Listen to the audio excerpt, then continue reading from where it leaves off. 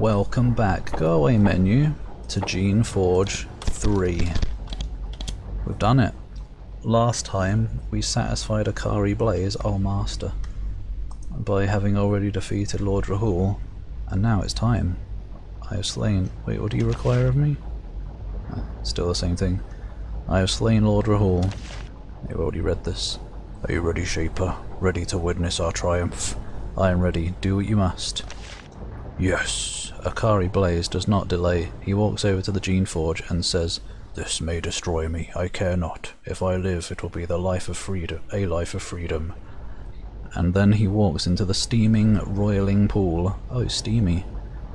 No, don't have a bath, Akari. The effect is instant. As Akari screams, the muck in the pool shapes him. His bones snap and reform. Oh no, not another one of these gross descriptions of the Geneforge doing its thing. His muscles shift under his skin, his spine stretches. It looks agonizing. It's hard to imagine how he could survive. You're supposed to wear the gauntlets for this. But he does. After a minute that seems like a year. What the hell?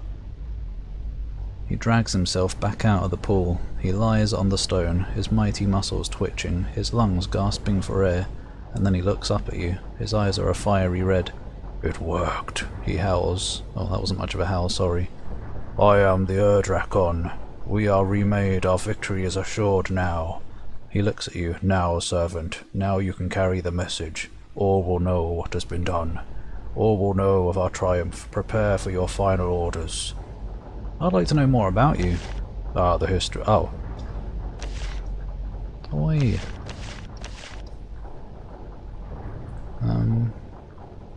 What has the Geneforge done to you? "Power, power, so much power. Even the strongest of the Shaper's servants. They are nothing to me now. Now this is a form which your kind can truly be made to fear, yes."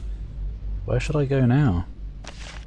Akari Blaze barely seems to hear the question. His mind is hovering in a different plane now. Finally he answers in an eerie, absent-minded hiss. "It is time for you to go to Terestia. It is time for our forces there to know what we have done, and for the Shaper Council to know that their cause is lost, not creature.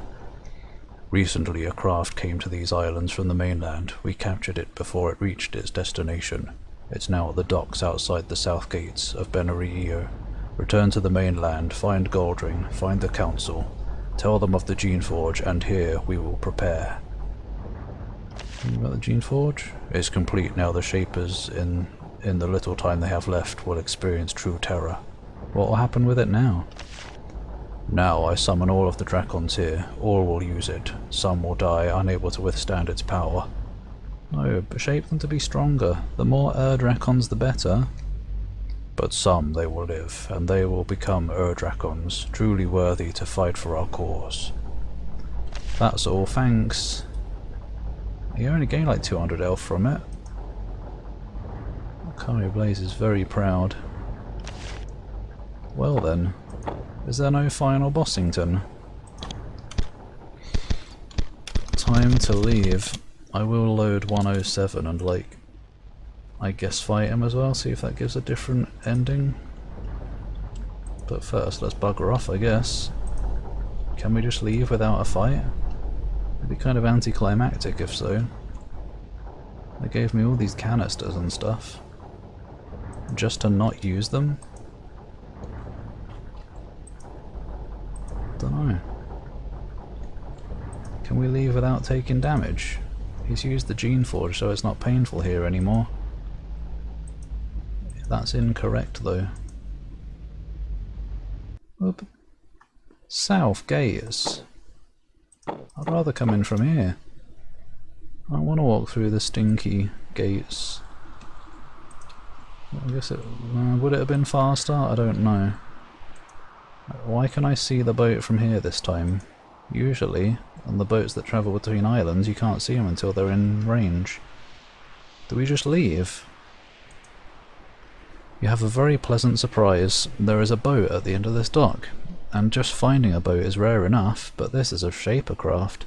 The rebels must have captured it somehow. It's not only a simple and beautifully made craft, but also charged with essence and partly alive. Is it like that one at the start of Geneforge 1? Like a living Drak ship? We've never seen those again. Even one with negligible skill piloting watercraft, such as you. What? I've come and gone like five different islands. It is 5 different islands. Don't I have skill by now? Would have little difficulty piloting it back to Terestia. It's your decision. Is it time for your adventures on the Ashen Isles to end, and for you to return to join the war on the mainland? I think I'll remain. With regret, you turn away from the boat. There are still things here you have to do. Return to the mainland. You cannot help but smile as you step onto the boat. You have done much, learned much, seen much, but the Ashen Isles are too small a place for what you have become. It's time to return to the mainland, to see what's happening there, and to take part. I wish I could have become a Drakon. Well, not even a final fight? Don't worry, we'll have one. You step onto the boat. Despite the rough water, the craft is steady under your feet. Look at this lovely art. That's a weird looking ship, it only fits me. Wait, why are there big flying dragons up there? Is that what the Drakons can do? The Drakons, where are their limbs gone? Or are they some other creature yet to be discovered? Maybe they'll be in the next game. You'll have to wait and see, in like a year or something, or more. Anyway, you can sense the essence and enchantment in the wood. This boat will carry you safely to your destination. You begin the journey with great unease. You are, after all, a rebel against the Shapers. Don't worry about the Shapers, they're all burning right now. Delivering yourself into their hands. Perhaps the rebellion is only isolated to these tiny islands. Yeah, despite me already having heard that Terestia burns. It's like a lot of these dialogues expect you not to have talked to everyone about everything. And you are facing your doom, but it's a step that must be taken. You soon realise that Greta has not joined you on the deck. Why? Oh, as in she's in the ship or something. You turn and see her on the dock. Oh. She bows to you and says, "Shaper, I wish I could continue to fight by your side, but I'm going to stay here. The creations have so much work to do here, building a new army, setting up a capital, and I find I have grown fond of these islands. Yeah, me too, actually. I like the setting. Despite all we have endured here, I would like to stay here for a while. And to be honest, I think the rebels could use a calm influence to help them maintain sanity in the middle of their rage. I don't think you're going to be able to do much about that. You can't calm down an angry Drakon, let alone an one. Imagine the size of their big ones." Where was I? I was too busy thinking about Drakon penis. Yeah. "I wish you safe travels, and please wish me luck too." Nah, I didn't put anything in your luck stat because you didn't have one. And she turns and goes off to fight her own war. Oh, Greta, what an adventure it's been. I wonder what we'd have here if we took the other guy instead. I'm very curious about that, actually. I guess I'll do a second playthrough of this, so look forward to another 100 parts. No. Then you set sail. The boat came with provisions, so you begin a swift 3-day journey to Terestia. Late on the second night of your journey, you lie on your back and look at the stars. The craft requires little effort on your part to manoeuvre. More evidence of the skill of the Shapers. Oh, it comes with its own automatic navigation system. Can you do that? You hold up your hand and look at it. It glows gently in the darkness, and a feeling rises in you unbidden. It is pride and overwhelming satisfaction. You were brave. You let yourself be altered by the wonders of the island. I guess this would be different if I didn't use canisters.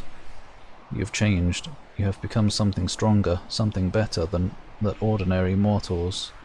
Oh, no, that is supposed to be than. Something better than ordinary mortals, thank you. If the Shapers with their outdated laws do not see that, you feel you will have to make them see. Yes, violently. And then finally you can see the mainland and Periphera? Oh, the city you have been aiming for. And you see instantly that when the rebels spoke of destruction on the mainland, they were not just boasting. Terestia is the less settled of the two Shaper continents. Peripheral was one of the largest cities there. Over 50,000 humans lived there, with many serviles and other creations, and it has been destroyed. Oi! I thought you were just getting revenge on the Shapers. Why are you killing the humans and stuff as well? And the creations?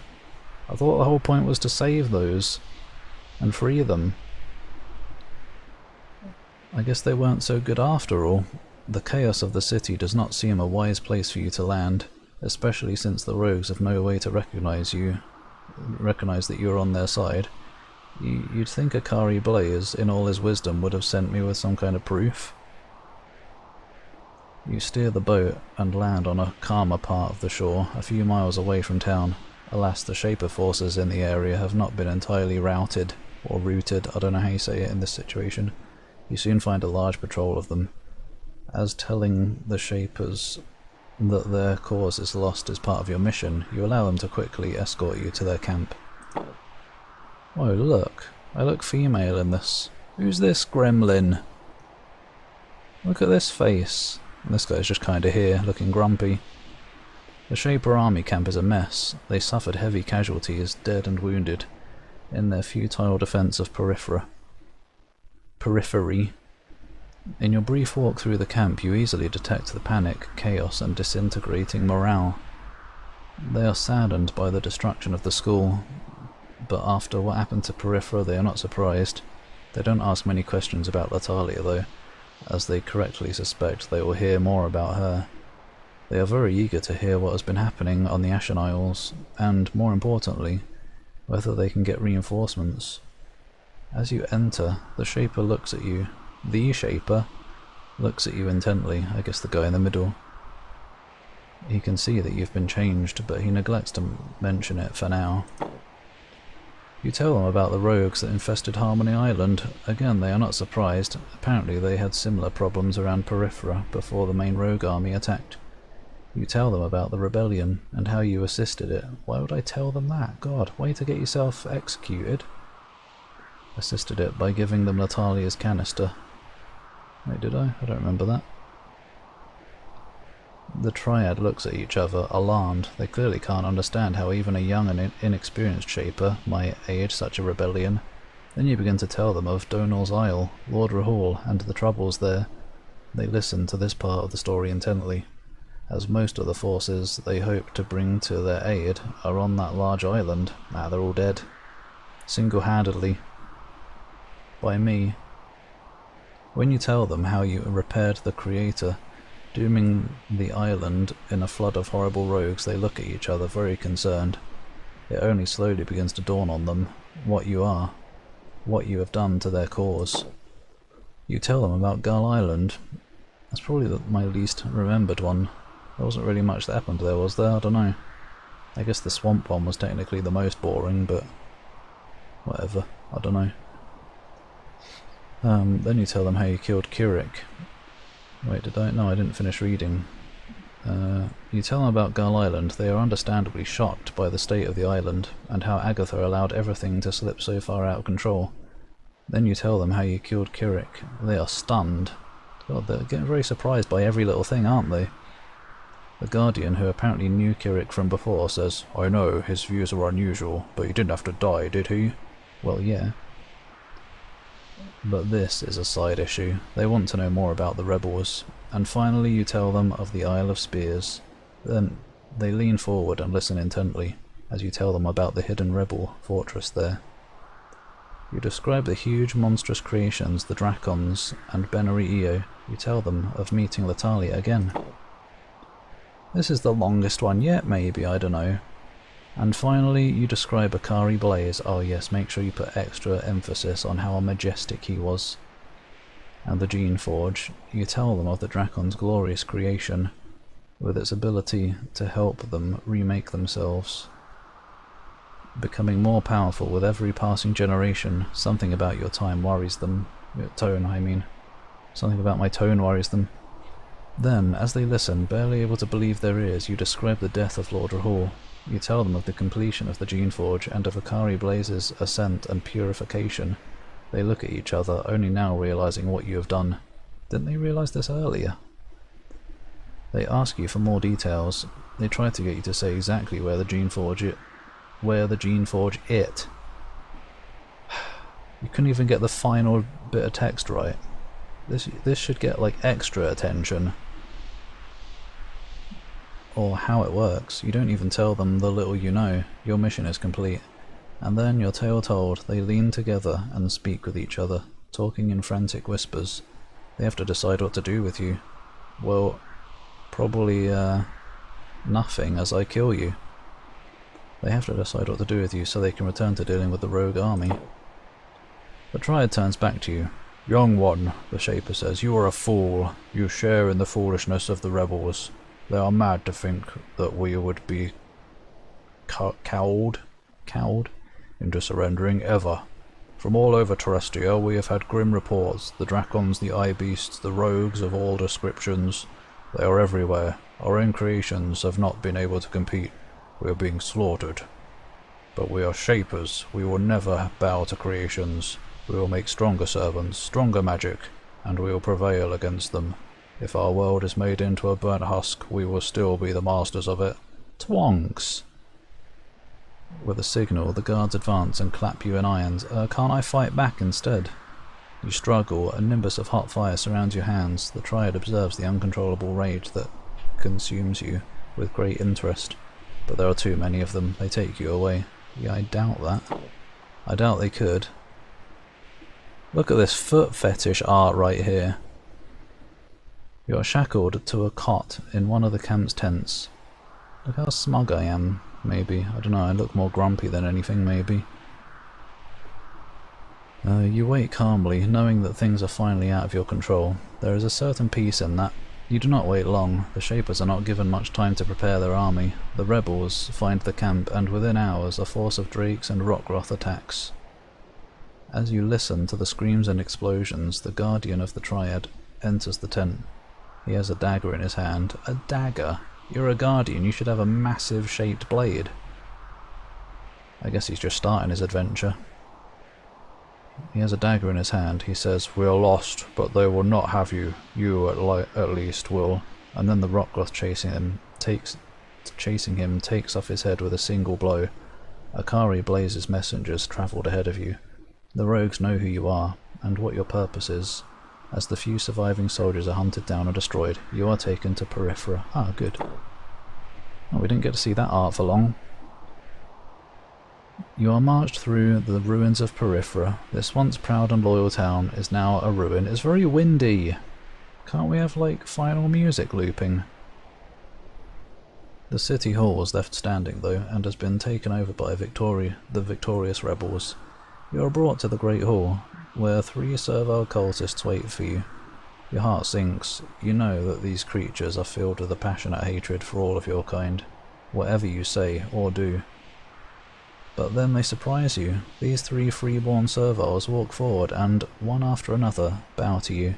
One of them says, Shaper, you are the first and probably the last of your kind that I have given such respect to. You have used our canisters and let us shape you. You have taken our magic and our ideas and put them in yourself.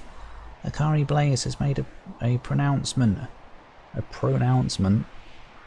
I don't know what that is. Probably similar to an announcement. Those freeborn creations who choose to be commanded by you as soldiers, not slaves, may do so. You will lead us. We will help you make our rebellion happen. It's already happened, I think. We 3 were the first, but there are many more.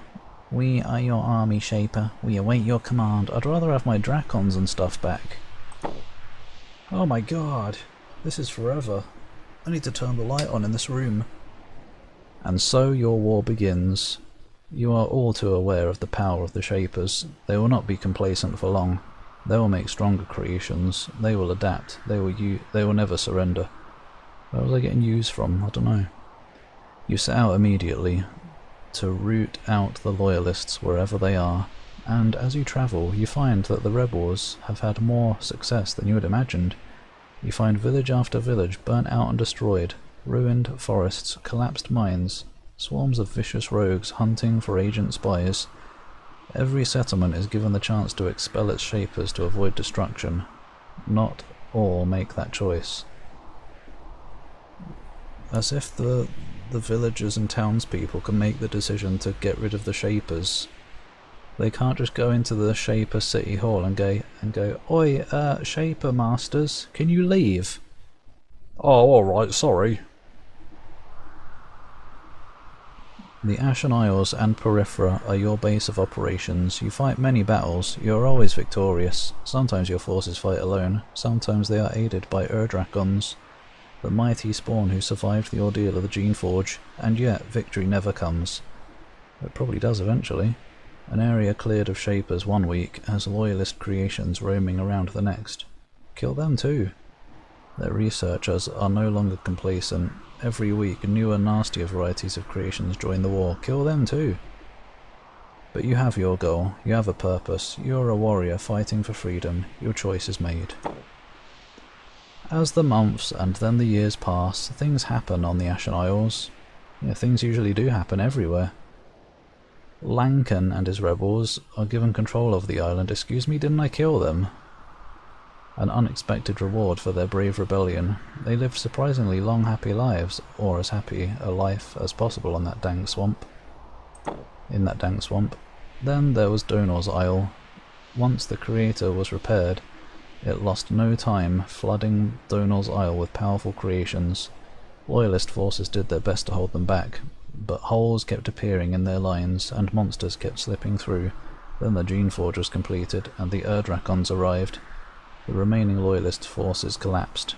The island was taken by the rogues, and Akari Blaze had Donal's keep razed to the ground out of spite. You could have ruled it. It was quite fancy. Gull Island was surprisingly peaceful given the tumultuous state of the rest of the world, with Agatha, Kirik and the other Shapers dead. No, Agatha didn't die though, did she? She was still in prison. The Serviles maintained control. They maintained an uneasy peace with the Drakes, kept a low profile, and just tried to live peaceful lives. At first it didn't seem like things would be that way, but an outsider, a trainee who had failed to become an agent, came there unbidden and befriended the Serviles. Who? Oh, was this Greta? I don't know. Since she was not actually a Shaper, they took her in, and eventually found her counsel to be useful. It was her calm words that helped the Serviles and Drakes work together and settle their growing differences. Since Gull Island only really acted as a waypoint for goods being smuggled to the Isle of Spears anyway, everyone was happy to ignore it. It was just another remote rock in the ocean, and happy to stay that way. The Isle of Spears became the pole star of the rebel army, the great secret and hope. Every Drakon went there to endure the trial of the Geneforge. Many died, unable to withstand its power, but the ones who survived became Drakons. Mighty killing machines designed to devastate the Shapers. The Shapers tried, but they could not secure the remote island. Many an infiltrator died on the isle's icy shores before they could do the slightest harm. Whoosh! And in a fortress, high in the mountains, far from the Ashen Isles, a lone Drakon watches. I guess that's Goldring. Look at that meaty arm. And he smiles. He stares into a pool he built. He stares into a pool. He built it. It shows images from far away. It shows the movements of his armies, and he sees what they see. How do you just make something like this? Is this something Shaver magic can do? I don't know, maybe it's similar to what lets Shapers control their creatures from far away, but this is just like major distance, so he can see while he controls them. He sees many victories and many defeats. He sees one assault after another turned aside by the Shapers, but that is alright. There is always another year and another idea, and with each passing day the Shapers are more worn down. Goldring sits in his fortress and he watches. The Geneforge is good. Well, yeah, it's pretty good. The Drakons are good, but he needs more power, and he will have it soon, somehow. Goldring, Lord of the Rebellion, mightiest of Drakons, smiles. It's going to be a long, hard war, and he is ready. The end!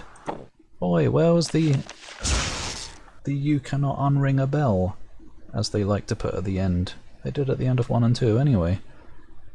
I guess I can probably Oh, shall I do this at the end of this as well? Well, I was going to finish this part by doing the other stuff, fighting the man, fighting a Curry Blaze, and doing the other stuff, but I feel like it would be kind of silly to do that in the same part. So that was our ending. Next part will be the final part where we'll explore what differences we can do.